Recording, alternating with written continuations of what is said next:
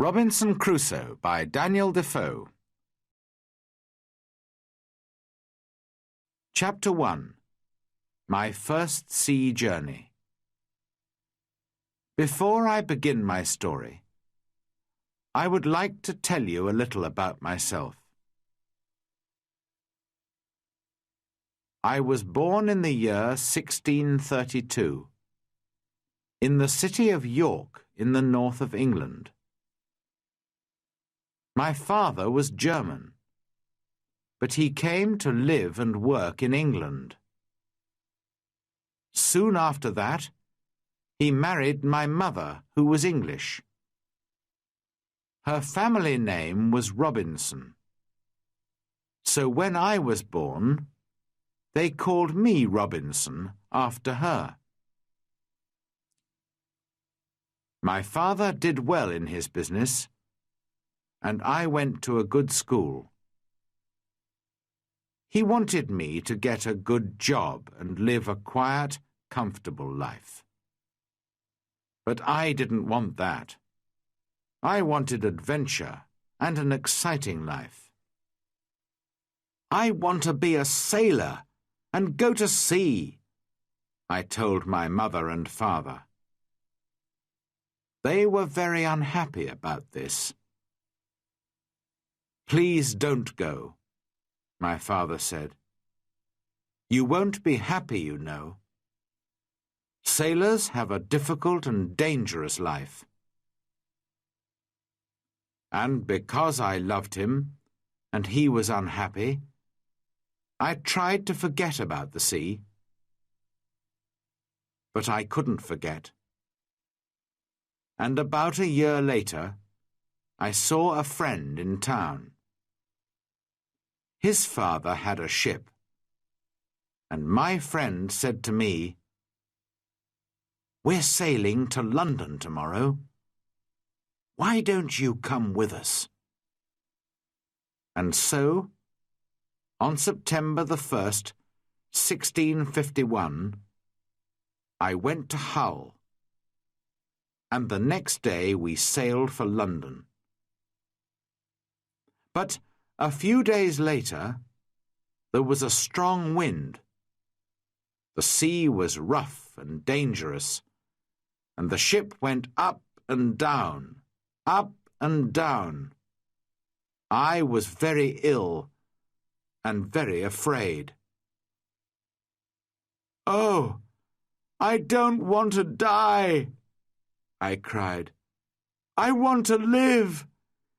If I live, I'll go home and never go to sea again."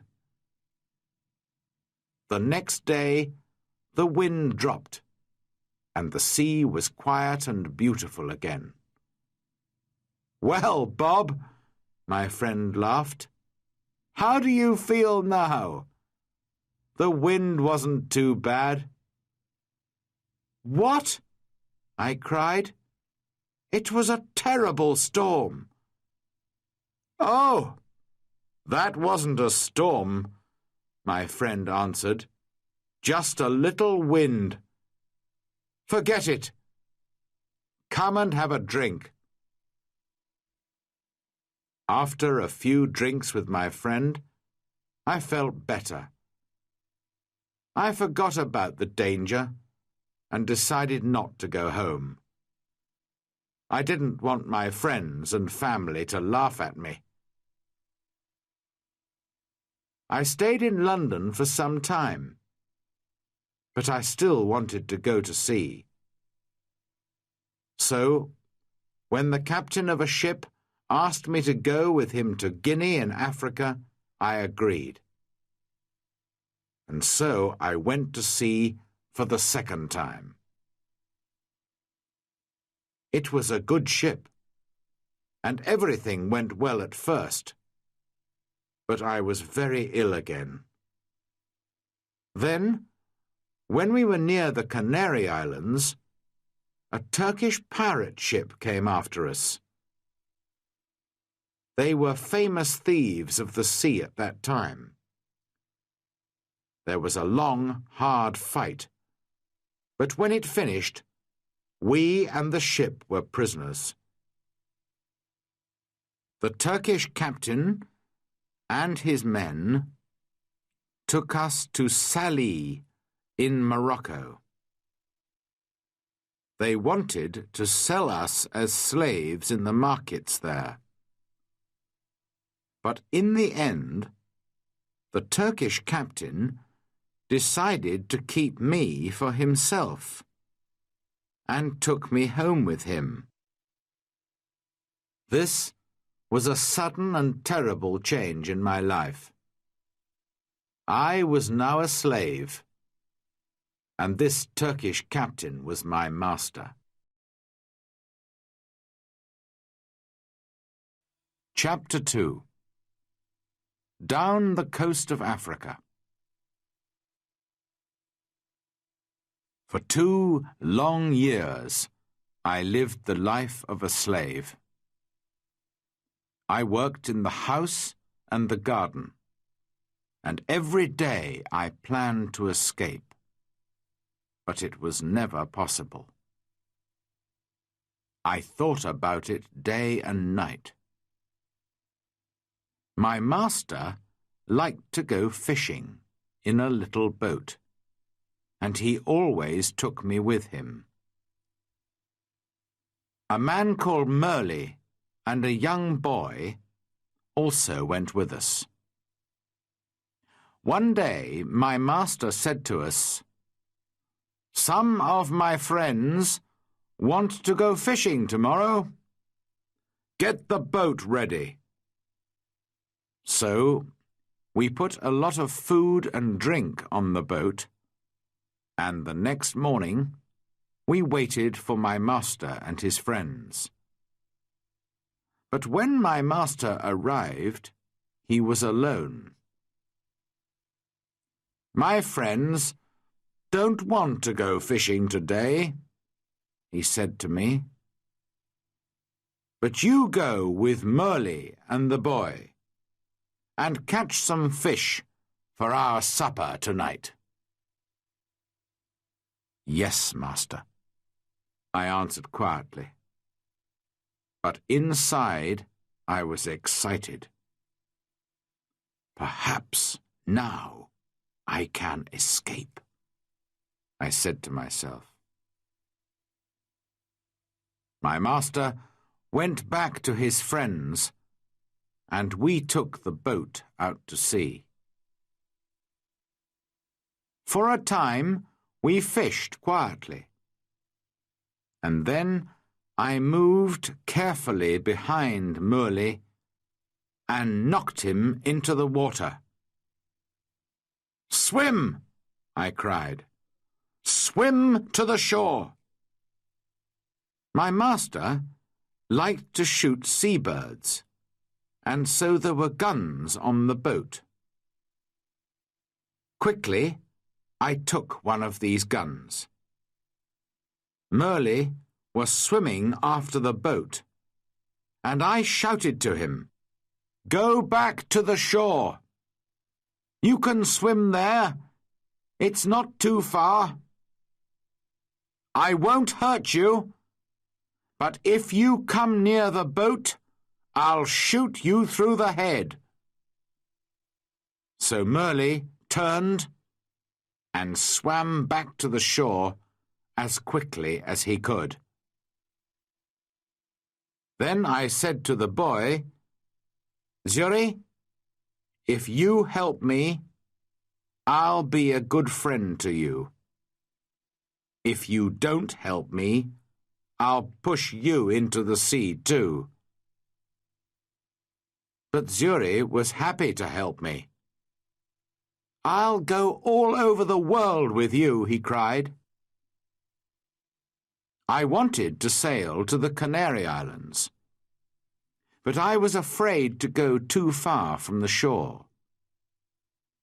It was only a small boat, and so we sailed on south for some days. We had very little water, and it was dangerous country here, with many wild animals. We were afraid, but we often had to go on shore to get more water. Once I used a gun to shoot a wild animal. I don't know what animal it was, but it made a good meal. For about 10 or 12 days, we sailed on south, down the coast of Africa. Then, one day, we saw some people on the shore. Strange, wild people, who did not look friendly. By now, we had very little food, and we really needed help. We were afraid, but we had to go on shore. At first, they were afraid of us too. Perhaps white people never visited this coast. We did not speak their language, of course, so we used our hands and faces to show that we were hungry. They came with food for us, but then they moved away quickly. We carried the food to our boat, and they watched us. I tried to thank them, but I had nothing to give them.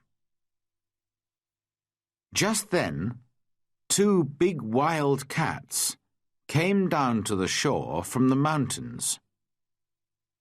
I think they were leopards. The people were afraid of these wild cats, and the women cried out.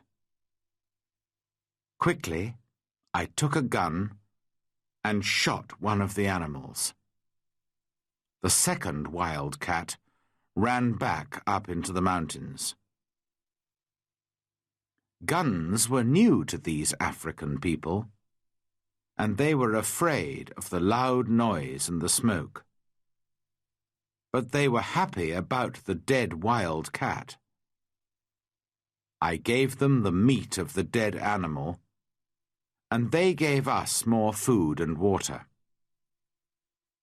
We now had a lot of food and water, and we sailed on. 11 days later, we came near the Cape Verde Islands. We could see them, but we couldn't get near because there was no wind. We waited. Suddenly, Zuri called to me, "Look, a ship!" He was right. We called and shouted and sailed our little boat as fast as we could. But the ship did not see us. Then I remembered the guns which made a lot of smoke. A few minutes later, the ship saw us and turned. When we were on the ship, the Portuguese captain listened to my story. He was going to Brazil and agreed to help me, but he wanted nothing for his help. "No," he said, when I tried to pay him. "Perhaps one day someone will help me when I need it." But he gave me money for my boat and for Zuri too. At first, I did not want to sell Zuri as a slave, after all our dangerous adventures together. But Zuri was happy to go to the captain. And the captain was a good man. "In 10 years' time," he said, "Zuri can go free." When we arrived in Brazil 3 weeks later, I said goodbye to the captain and Zuri, left the ship, and went to begin a new life.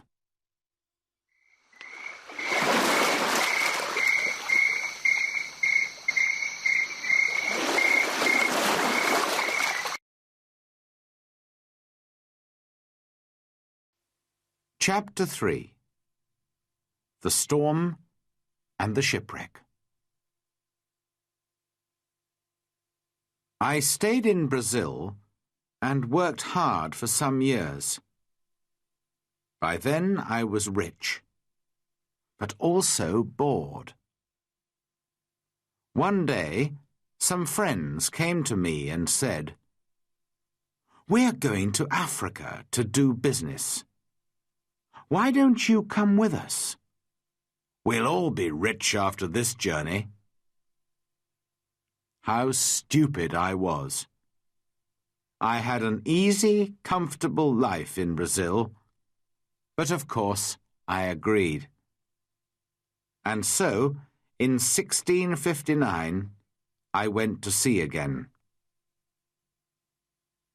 At first, all went well. But then there was a terrible storm. For 12 days the wind and the rain didn't stop. We lost 3 men in the sea, and soon the ship had holes in its sides. "We're all going to die this time," I said to myself. Then one morning, one of the sailors saw land. But the next minute, our ship hit some sand just under the sea. The ship could not move, and we were really in danger now. The sea was trying to break the ship into pieces, and we had very little time. Quickly, we put a boat into the sea and got off the ship. But the sea was very rough, and our little boat could not live for long in that wild water. Half an hour later, the angry sea turned our boat over, and we were all in the water. I looked round for my friends, but I could see nobody. I was alone. That day I was lucky, and the sea carried me to the shore. I could not see the land, only mountains of water all around me. Then, suddenly, I felt the ground under my feet. Another mountain of water came, pushed me up the beach, and I fell on the wet sand. At first, I was very thankful to be alive. Slowly, I got to my feet and went higher up the shore. From there, I looked out to sea. I could see our ship, but it was wrecked, and there was nobody near it. There was nobody in the water. All my friends were dead. I was alive, but in a strange, wild country, with no food, no water, and no gun. It was dark now, and I was tired. I was afraid to sleep on the shore. Perhaps there were wild animals there. So I went up into a tree, and I stayed there all night.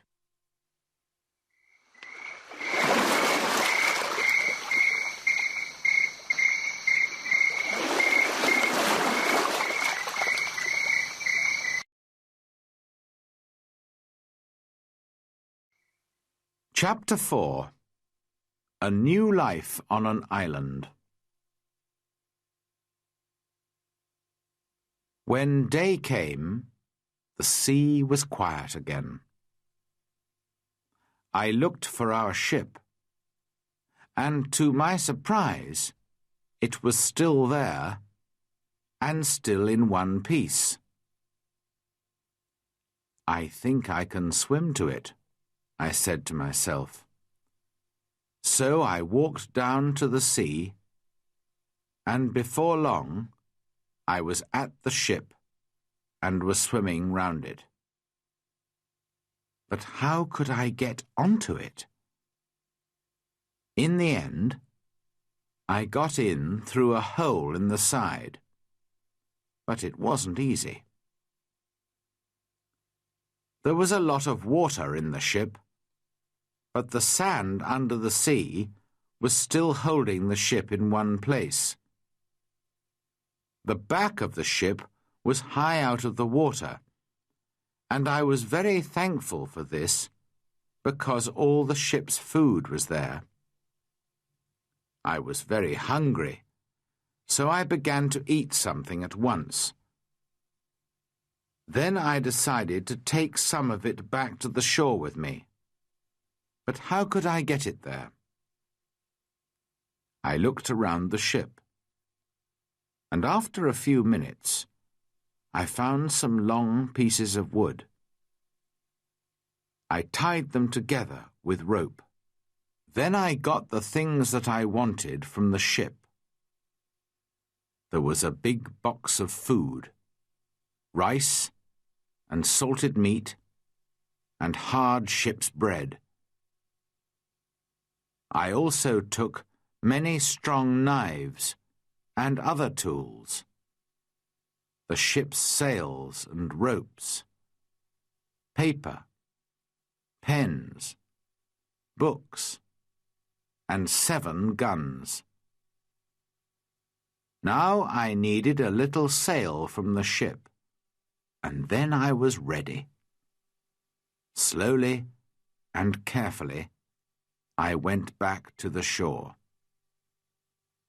It was difficult to stop my things from falling into the sea, but in the end, I got everything onto the shore. Now I needed somewhere to keep my things.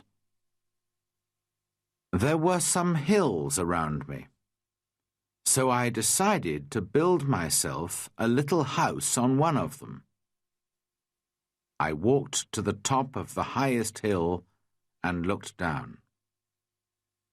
I was very unhappy, because I saw then that I was on an island.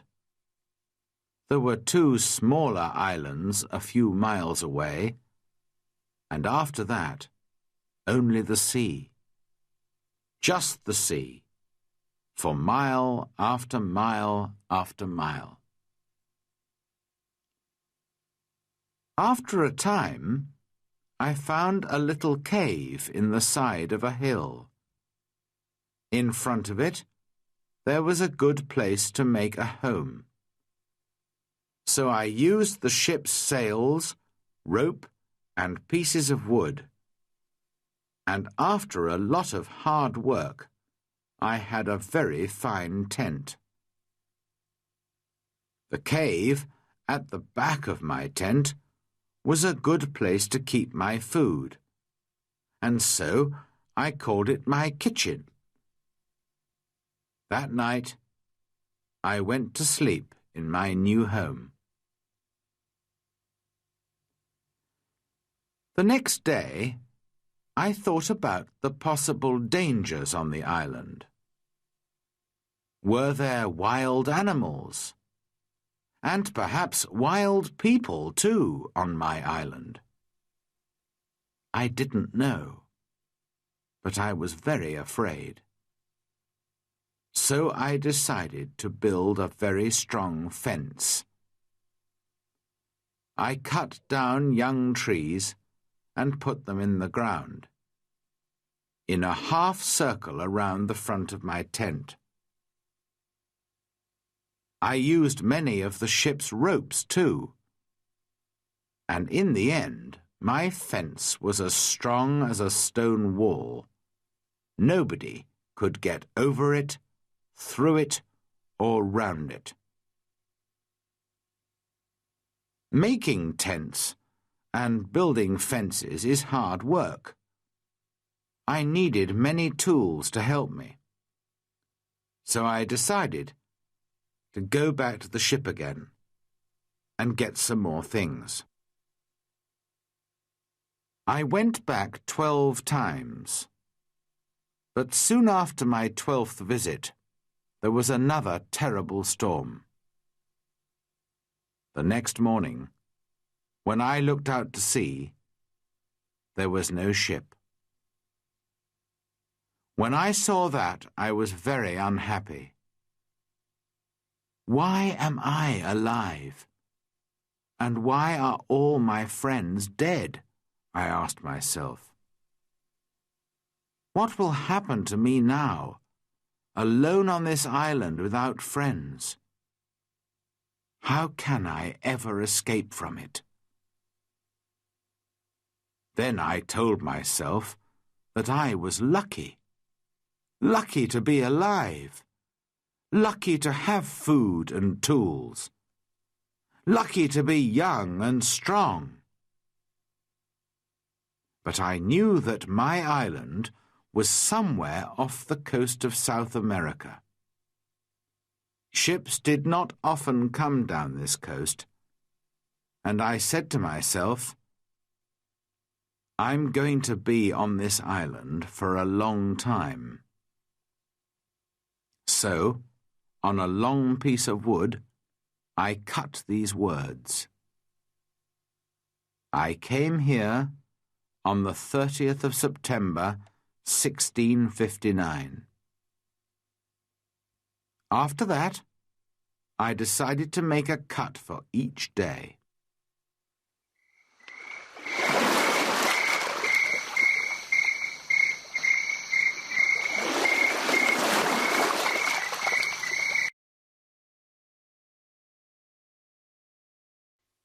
Chapter 5. Learning to live alone.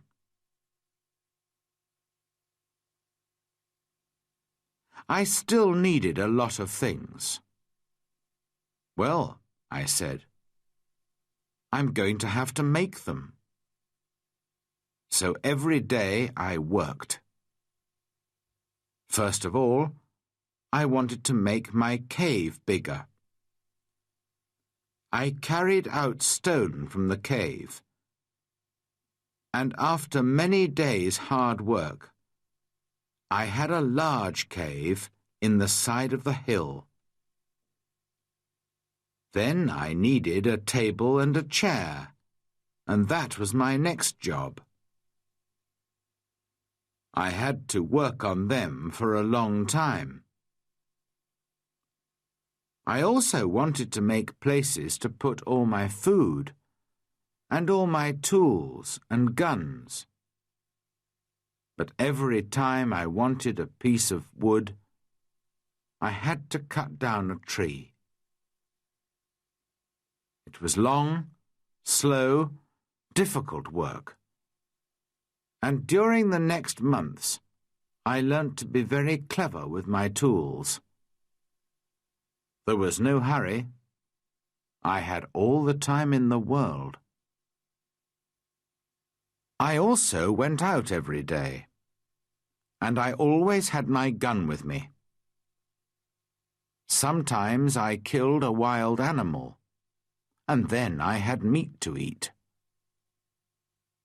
But when it got dark, I had to go to bed because I had no light. I couldn't read or write because I couldn't see. For a long time, I didn't know what to do. But in the end, I learnt how to use the fat of dead animals to make a light. The weather on my island was usually very hot, and there were often storms and heavy rain. The next June, it rained all the time, and I couldn't go out very often. I was also ill for some weeks, but slowly I got better. When I was stronger, I began to go out again. The first time, I killed a wild animal, and the second time, I caught a big turtle. I was on the island for 10 months before I visited other parts of it. During those months, I worked hard on my cave and my house and my fence. Now I was ready to find out more about the rest of the island. First, I walked along the side of a little river. There I found open ground without trees. Later, I came to more trees with many different fruits. I decided to take a lot of the fruit and to put it to dry in the sun for a time. Then I could keep it for many months. That night, I went to sleep in a tree for the second time, and the next day I went on with my journey. Soon, I came to an opening in the hills. In front of me, everything was green, and there were flowers everywhere. There were also a lot of different birds and animals. I saw that my house was on the worst side of the island. But I didn't want to move from there. It was my home now. I stayed away for 3 days, and then I came home. But I often went back to the other, greener side of the island. And so my life went on. Every month I learnt to do or to make something new. But I had troubles and accidents too. Once there was a terrible storm with very heavy rain. The roof of my cave fell in and nearly killed me. I had to build it up again with many pieces of wood. I had a lot of food now. I cooked it over a fire or dried it in the sun. So I always had meat during the rainy months when I could not go out with a gun. I learnt to make pots to keep my food in. But I wanted very much to make a harder, stronger pot, a pot that would not break in a fire. I tried many times, but I could not do it. Then one day I was lucky. I made some new pots and put them in a very hot fire. They changed colour, but did not break. I left them there for many hours, and when they were cold again, I found that they were hard and strong. That night I was very happy. I had hot water for the first time on the island. By then, I also had my own bread. That was luck too. One day I found a little bag. We used it on the ship to keep the chickens' food in. There was still some of the food in the bag, and I dropped some of it onto the ground. A month later, I saw something bright green there. And after 6 months, I had a very small field of corn. I was very excited. Perhaps now I could make my own bread. It was easy to say, but not so easy to do. It is a lot of work to make bread from corn. Many people eat bread, but how many people can take corn from a field and make bread out of it without help? I had to learn, and to make many new things, and it was a year before I cooked and ate my first bread. During all this time, I never stopped thinking about escape. When I travelled across to the other side of the island, I could see the other islands, and I said to myself, Perhaps I can get there with a boat. Perhaps I can get back to England one day. So I decided to make myself a boat. I cut down a big tree and then began to make a long hole in it. It was hard work. But about 6 months later, I had a very fine canoe. Next, I had to get it down to the sea. How stupid I was! Why didn't I think before I began work? Of course, the canoe was too heavy. I couldn't move it. I pulled and pushed and tried everything, but it didn't move. I was very unhappy for a long time after that. That happened in my 4th year on the island. In my 6th year, I did make myself a smaller canoe, but I did not try to escape in it. The boat was too small for a long journey, and I did not want to die at sea. The island was my home now, not my prison, and I was just happy to be alive. A year or 2 later, I made myself a second canoe on the other side of the island. I also built myself a second house there, and so I had 2 homes. My life was still busy from morning to night. There were always things to do or to make. I learnt to make new clothes for myself from the skins of dead animals. They looked very strange, it is true, but they kept me dry in the rain. I kept food and tools at both my houses, and also wild goats. There were many goats on the island, and I made fields with high fences to keep them in.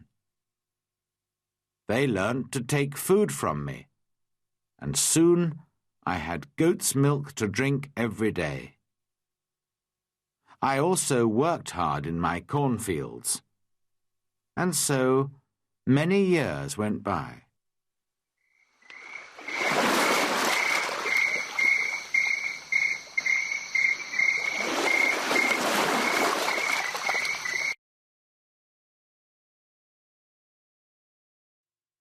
Chapter 6. A Footprint. Then, one year, something strange and terrible happened. I often walked along the shore, and one day I saw something in the sand. I went over to look at it more carefully, and stopped in sudden surprise. It was a footprint. The footprint of a man. Who could this be? Afraid, I looked around me. I listened. I waited. Nothing. I was more and more afraid. Perhaps this man was one of those wild people who killed and ate other men. I looked everywhere, but there was nobody, and no other footprint. I turned and hurried home. There's someone on my island, I said to myself. Perhaps he knows about me.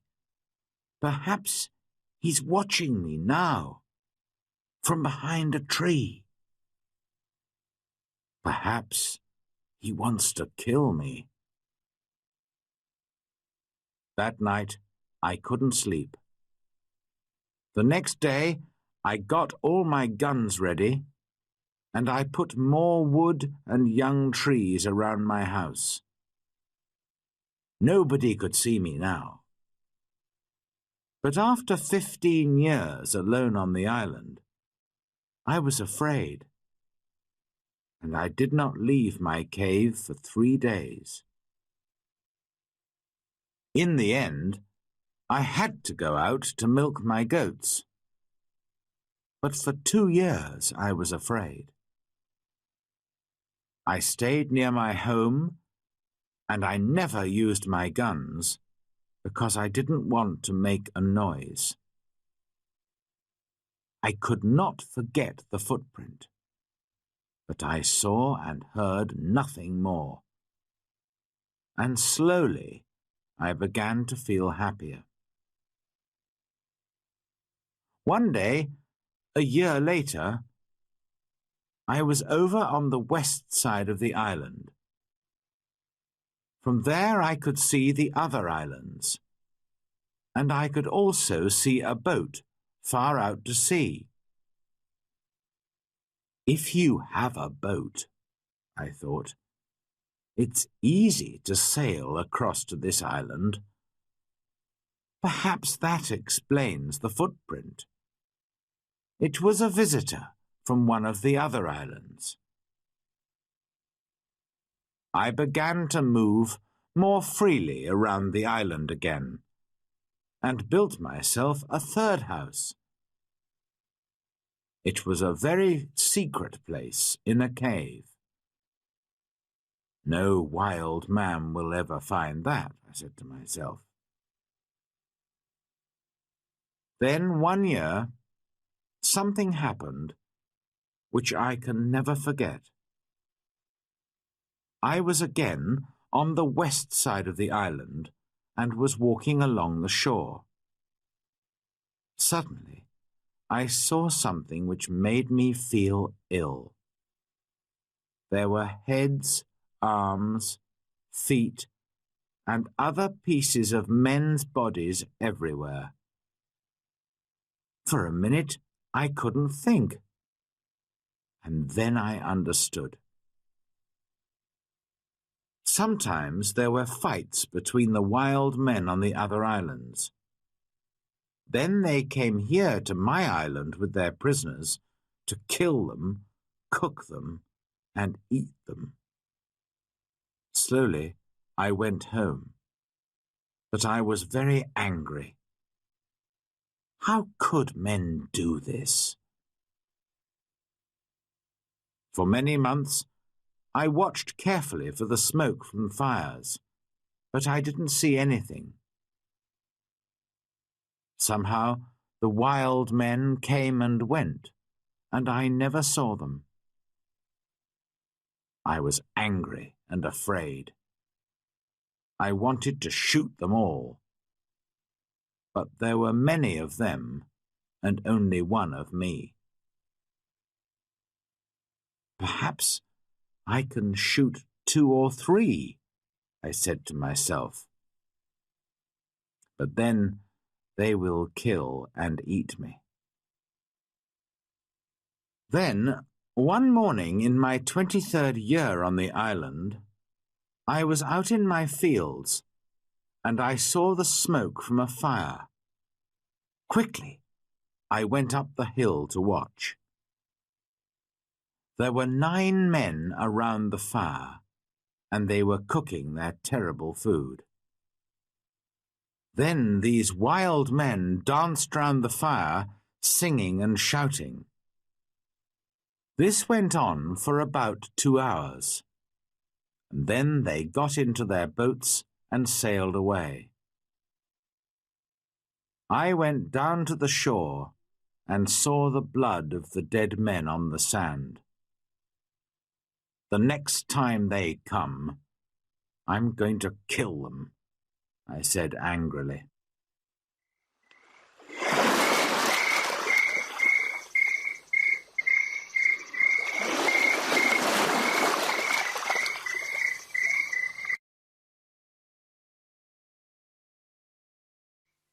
Chapter 7. Man Friday. For 2 years, I never went anywhere without my gun. I felt lonely and afraid, and had many sleepless nights. One night, there was a very bad storm, and I thought I heard the sound of guns out at sea. The next morning, I looked out and saw a ship. It was lying on its side not far from the shore. Quickly, I put my little boat in the water and sailed out to it. There were 2 dead men on the ship, but no one alive.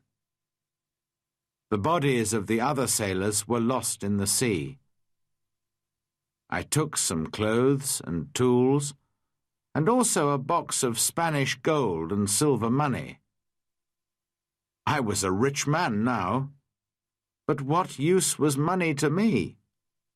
I could not buy anything with it.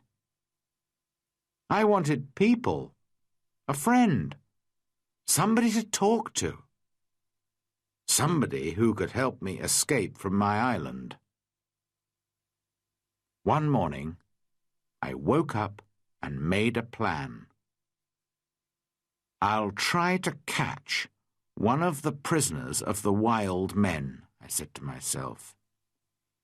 He'll be happy to be alive, and perhaps he'll help me to escape.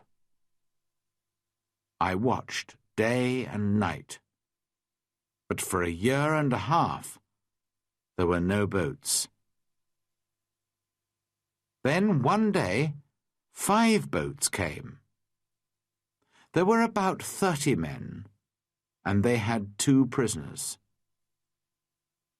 They made their fire on the sand and danced round it. Then they killed one of the prisoners and began to cook their terrible meal. The second prisoner waited under the trees, with 2 men to watch him. Suddenly, the prisoner turned and ran. The 2 men ran after him, but the other wild men were busy round the fire and did not see what was happening. The prisoner ran like a wild goat, and soon I saw that he was coming near the bottom of my hill. As fast as I could, I ran down the hill and jumped out of the trees between the prisoner and the 2 wild men. I hit the first man with the wooden end of my gun, and he fell down. But I had to shoot the second man. The poor prisoner did not move. He was afraid of the noise of my gun. I called to him and tried to show him that I was friendly. Slowly, he moved nearer to me. But just then, the first wild man began to get up from the ground. Then the prisoner spoke, and I understood that he wanted my sword. How happy I was to hear words again. I gave him my sword, and at once he cut off the head of his enemy. Hurriedly, we hid the dead bodies under some leaves, and then left quickly. I took my prisoner to my secret cave on the other side of the island, and gave him food and drink. After that, he went to sleep. He was a fine young man, about 25 years old, tall and well-built, with a kind face and a nice smile. He had a brown skin, black hair, bright eyes, and strong white teeth. I decided to give him the name of Man Friday, because I first saw him on a Friday. When he woke up in the morning, he ran out to me. I was milking my goats in the field, and he got down on the ground and put his head near my foot. I understood that he was thanking me, and I tried to show him that I was his friend. I began to teach him to speak English, and soon he could say his name, Master, and yes and no. How good it was to hear a man's voice again. Later that day, we went back to my first house. We went carefully along the beach, but there were no boats and no wild men. Just blood and bones all over the sand. I felt ill, but Friday wanted to eat the pieces of men's bodies which were still on the ground. I showed him that this was terrible for me, and he understood. When we got to my house, I gave Man Friday some trousers, and I made him a coat and a hat. He liked his new clothes very much. Then I made him a little tent to sleep in. But for a few weeks, I always took my gun to bed with me. Perhaps Friday was still a wild man, and would try to kill me in the night. At first, Friday was very afraid of my gun. Sometimes he talked to it and asked it not to kill him. Friday was a quick learner, and his English got better day by day. He helped me with the goats and with the work in the cornfields, and soon we were good friends. I enjoyed teaching him, and most of all, having a friend to talk to.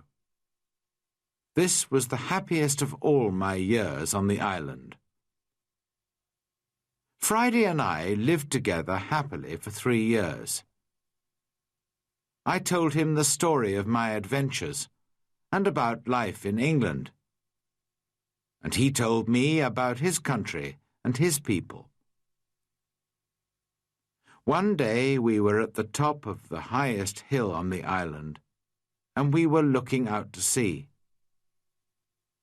It was a very clear day, and we could see a long way. Suddenly, Friday began to jump up and down, very excited. "What's the matter?" I said. "Look, Master, look!" Friday cried. "I can see my country. Look over there."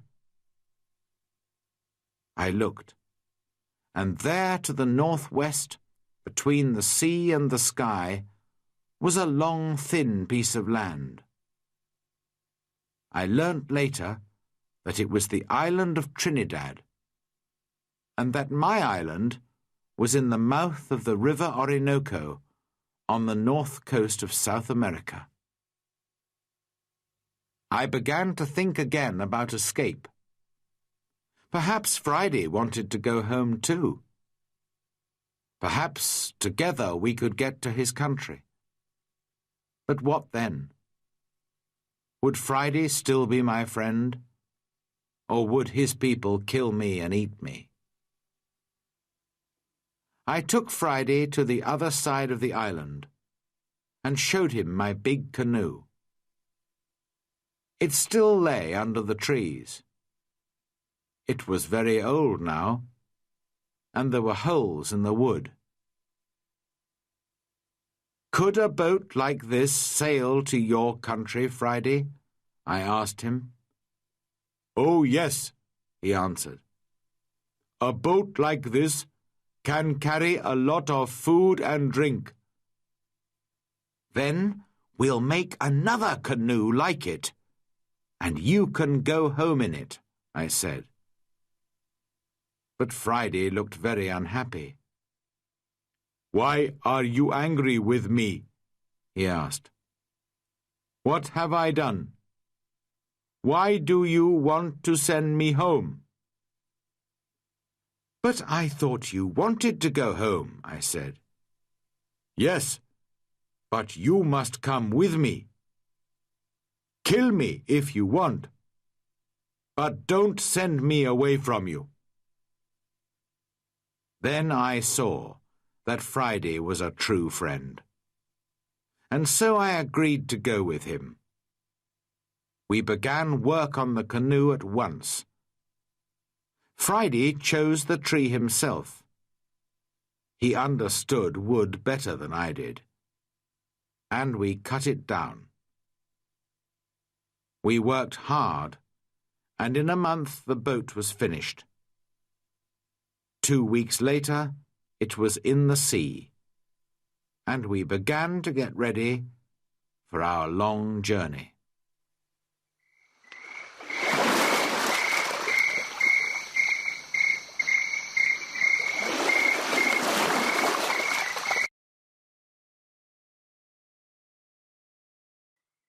Chapter 8. Escape from the Island. I was now in my 27th year on the island, and I did not want to be there for another year. We worked hard to get the corn in and to make a lot of bread. We had dried fruit and salted meat, and big pots to keep water in. One evening, Friday went out to look for a turtle for meat and eggs. But in less than an hour he was back, and he looked very afraid. "Master!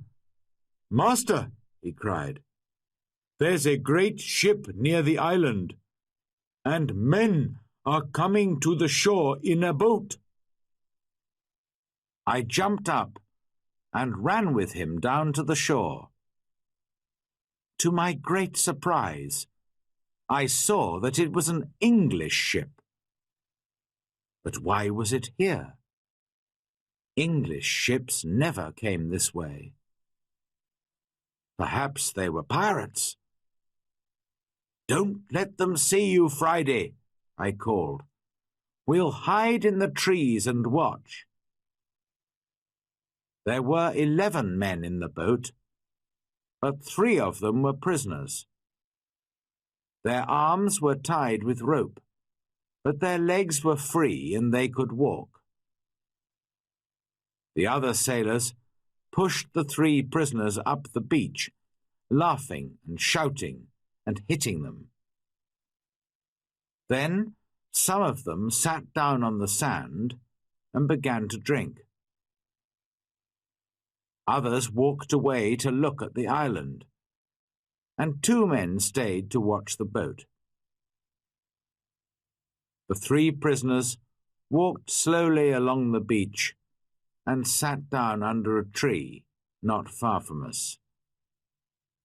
They looked very unhappy. Very quietly, I came up behind them through the trees and called out to them in English. "Don't be afraid," I said. "I'm an Englishman. Perhaps I can help you." The 3 men turned and looked at me. They did not answer at once. They were too surprised. Perhaps they thought I was a wild man myself, in my strange homemade clothes of animal skins, and with my long hair and beard. Then the oldest man spoke. "I am the captain of that ship," he said, "and these 2 men are my first and second officers. Last night there was a mutiny, and the seamen took the ship from me. Now they're going to leave the 3 of us here to die on this island." "Do these mutineers have guns?" "Only 2, he answered, "and they've left those on the boat." "All right," I said. "We'll fight them." But if we get your ship back for you, you must take me back to England." The captain agreed immediately and thanked me very warmly for my help. Friday ran back to my house to get all the guns, and the captain and I made a plan. The first part was easy, because the seamen were not ready for a fight. We shot the 2 men at the boat, and the captain shot another man. This man, Tom Smith, was the worst of them all, and he began the mutiny on the ship. Then the captain talked to the other 5 men, and they agreed to help him. They did not really want to be mutineers, but they were afraid of Tom Smith. "Now," I said to the captain, "we must get back your ship. How many men are on it?" 26, the captain replied, "and they will fight hard because they won't want to go home. It is death for all mutineers in England. But not all the men are bad. I'm sure that some of them will help me." Just then we saw another boat which was coming from the ship to the shore. There were 10 men in it, and they all had guns. We ran into the trees and waited. It was a long, hard fight, but by now it was dark, and this helped us very much. We ran here and there in the trees, calling and shouting. The seamen could not see us, and did not know how many men they were fighting. In the end, the first officer shouted to them, "Put down your guns and stop fighting. The captain has 50 island people to help him. We can kill you all." So the seamen stopped fighting, and we took their guns. 3 of the men agreed to come back to the captain, and we put the others in my cave. Friday and I stayed to watch the prisoners, while the captain and his men went back to fight for the ship. All night we listened to the sound of guns and shouting. But in the morning, when the sun came up, the captain was master of his ship again. I went down to the shore to meet him. "My dear friend," he cried, "there's your ship. I'll take you to the ends of the world in it." I put my arms round him, and we laughed and cried together. How happy I was to leave the island. My good friend Friday came with me, of course, but we left the mutineers on the island. We decided not to kill them. They could begin a new life on the island.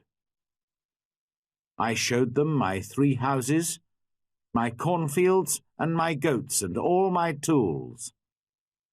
Their life would be easy, because of all my hard work for so many years. And so, on the 19th of December, 1686, after 27 years, 2 months, and 19 days, I said goodbye to my island and sailed home to England.